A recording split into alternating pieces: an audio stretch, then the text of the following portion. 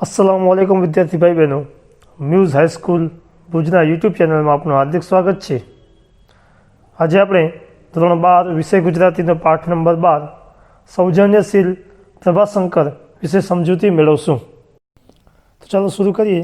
પાઠ નંબર 12 સૌજન્યશીલ પ્રભાશંકર, જેનો સાહિત્ય પ્રકાર છે ચરિત્ર નિબંધ અથવા તો ચરિત્ર લેખ,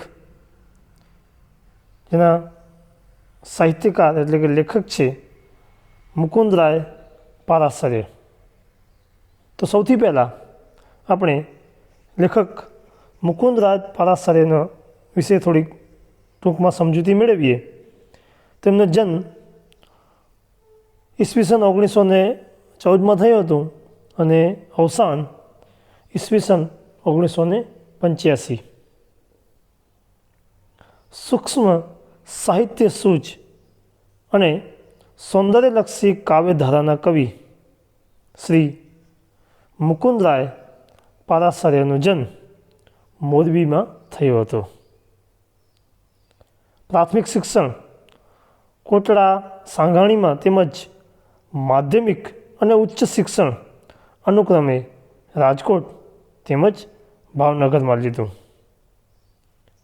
આર્યન પ્રબોધ ભટ્ટ સાથે સમશ્રુતિ ભદ્રા કાવ્ય સંગ્રહ, ફૂલ ફાગણના ગીત સંગ્રહ, દીપમાલા મુક્તક સંગ્રહ, કંઠ ચાતકનો અને પ્રાણ બપૈયાનો પદ સંગ્રહમાં ભાવની સચ્ચાઈ, ગહનતા, સુચારુ અભિવ્યક્તિ, પ્રાસાદિકતા તેમજ મંજુલ કાવ્યબાણીનો પરિચય થાય છે। મુકુંદભાઈએ યશોદાયી વ્યક્તિચિત્રોના સંગ્રહો આપ્યા છે। સત્યકથા 1, 2, 3, સત્વશીલ, મારા મોટી બા અને બીજી સત્યકથાઓ તથા મારી માં જેવા વ્યક્તિચરિત્રોમાં ઉદાત્ત જીવનદ્રષ્ટિ, વૈવિધ્યપૂર્ણ પ્રભાવક ઘટનાઓનું રસમય આલેખન જોવા મળે છે।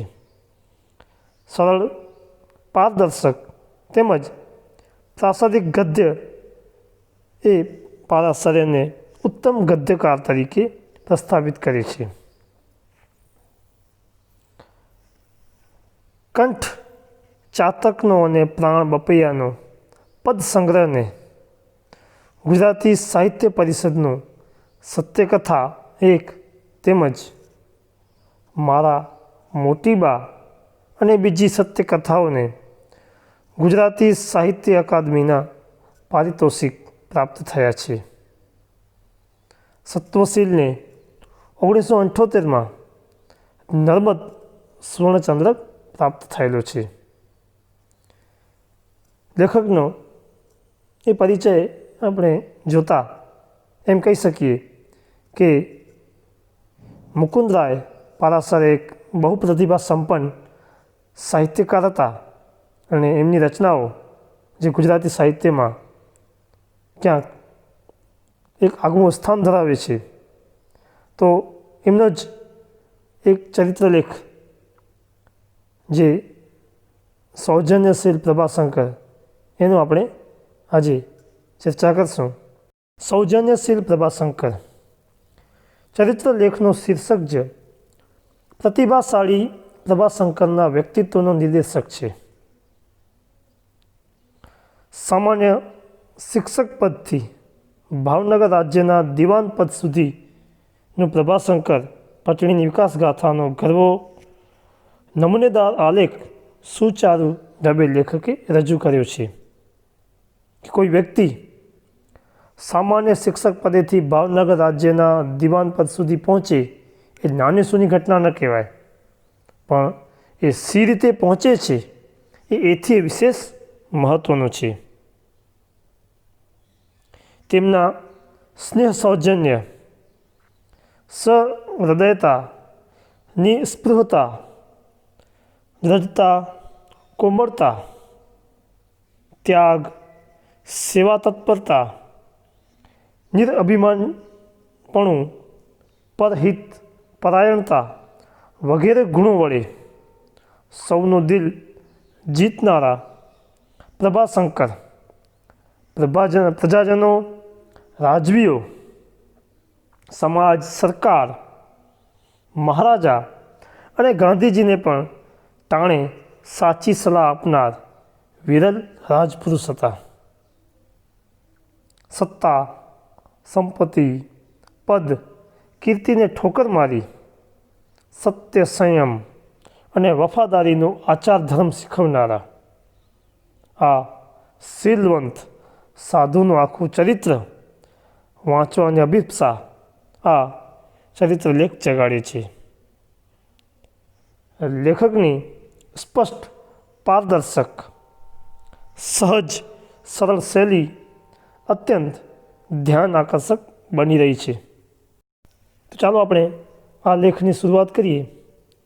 તો સૌરાષ્ટ્રમાં મોરબી ગામમાં ગરીબ બ્રાહ્મણ કુટુંબમાં જન્મી મેટ્રિક સુધીનો અભ્યાસ કરી સામાન્ય શિક્ષક પદથી પ્રારંભ કરીને એટલે કે શરૂઆત કરીને ભાવનગર રાજ્યના દિવાન પદ તથા એડમિનિસ્ટ્રેટરના એટલે કે વહીવટદારના પદને શોભાવનાર, હિન્દના દેશી રાજ્યોના માનવંતા સલાહકાર, બ્રિટિશ સલ્તનત એટલે કે રાજ્યનો પરમ વિશ્વાસ મેળવી ઇન્ડિયા કાઉન્સિલ તથા લીગ ઓફ નેશન્સમાં સ્થાન ભોગવનાર અને દેશના સ્વાતંત્ર્ય માટે પૂજ્ય ગાંધીજીના અંગત મિત્ર રહી કાર્ય કરનાર સર પ્રભાશંકર દલપતરામ પટણીની ઈસવીસન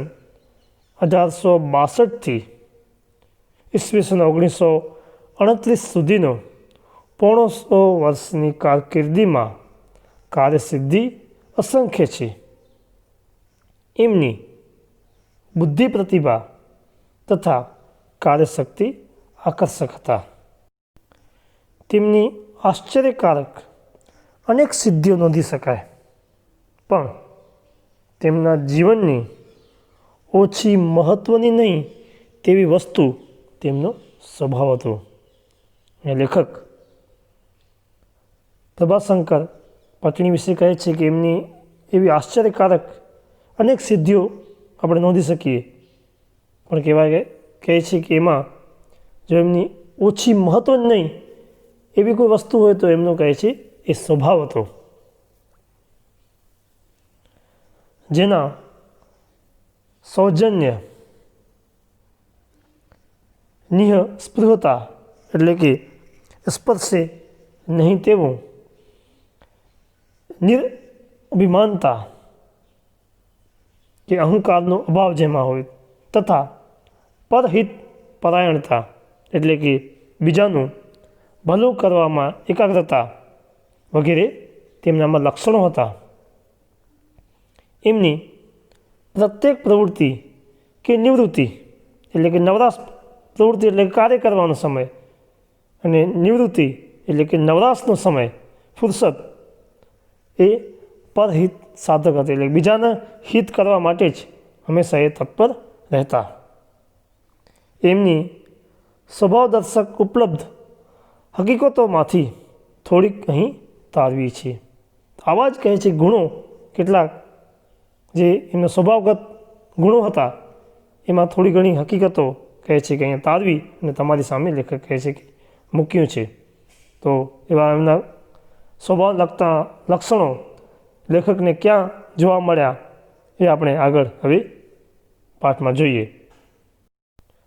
ઈસવીસન 1895માં મોરબી રાજ્યના કેળવણી ખાતામાં નિરીક્ષકના પદથી એટલે કે નિરીક્ષણ કરનાર, અવલોકન કરનારના પદથી ભાવનગર મહારાજાના હજૂર એટલે કે દરબારી કે મુસલમાની વિવેકમાં વપરાતો ઉદ્ગાર જેને હાજરી અથવા તહેનાત કહેવાય એ પદથી એ સેક્રેટરી પદે આવ્યા એટલે કે મંત્રી પદે ત્યાં એ રહ્યા.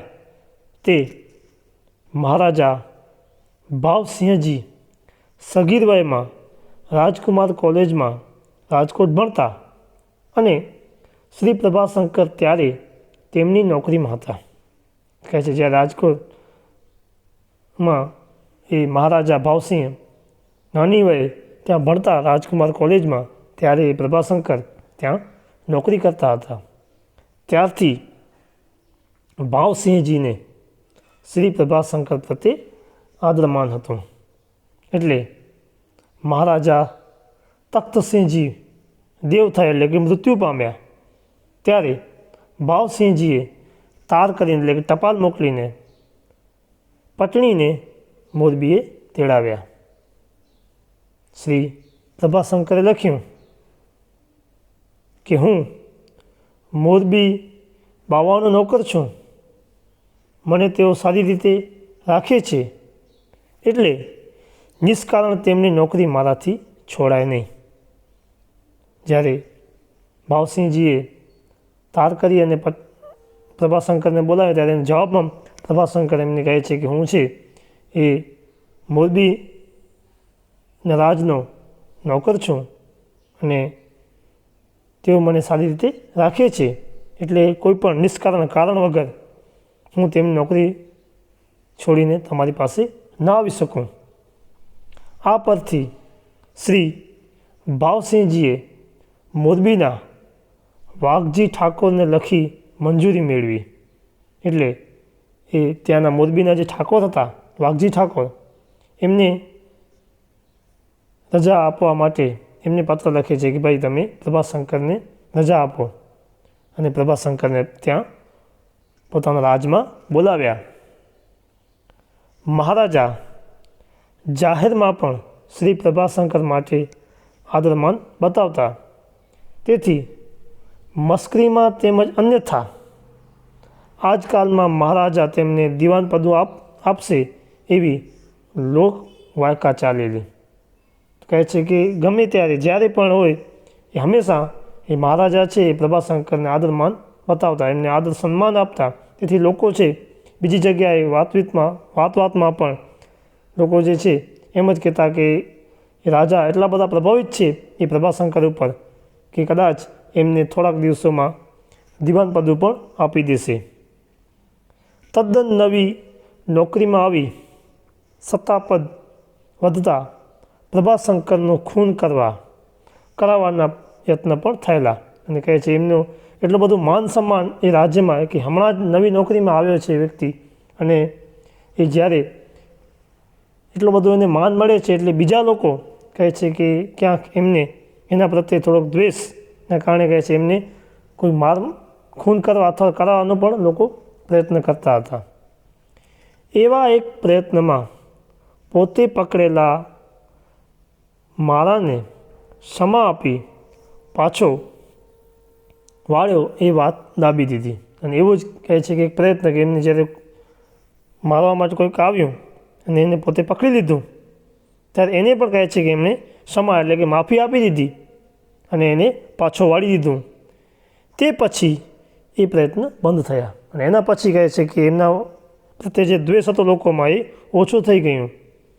પણ એ બનાવ પછી શ્રી પ્રભાશંકરે એક મુક્તક વડે પ્રભુ પ્રાર્થના કરી. કહે છે કે જ્યારે એમને કોઈક મારવા માટે આવ્યું અને એને પકડી લીધું, પાછો એને રજા પણ આપી દીધી, માફી પણ આપી દીધી, પણ એ બનાવ પછી કહે છે એમના પ્રત્યે જે લોકોમાં જે ધૃણા હતી કે નફરત હતી એ તો ઓછી થઈ ગઈ, અને જે પ્રયત્નો થતા હતા એને મારવાના કે મરાવી નાખવાના એ ઓછા થઈ ગયા.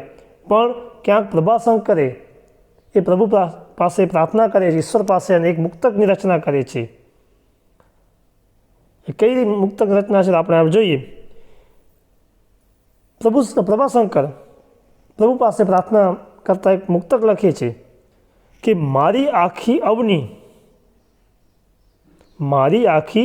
અવની પરની જિંદગાની વિશે મેં રાખી હોય મુझ રીપુ પરે દ્રષ્ટિ જે રીતની મેં.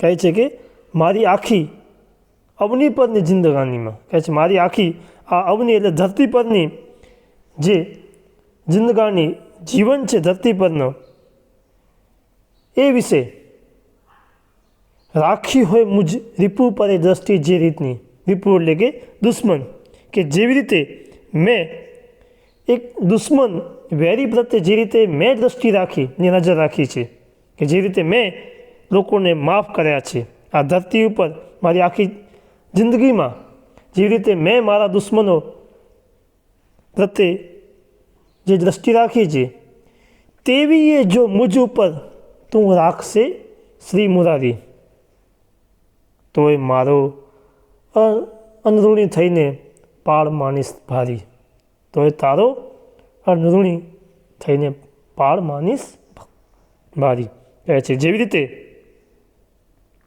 મેં આ ધરતી પર મારી જિંદગીમાં મારા દુશ્મનો પ્રત્યે જે દ્રષ્ટિ રાખી છે, તેવી જ મારા ઉપર જો તું હે ઈશ્વર, હે મુરારી શ્રી કૃષ્ણ, કહે છે એવી રીતે મારા પર દ્રષ્ટિ રાખશે તો હું તારો ઋણ વિનાનું કહે છે કે આભાર માનીશ.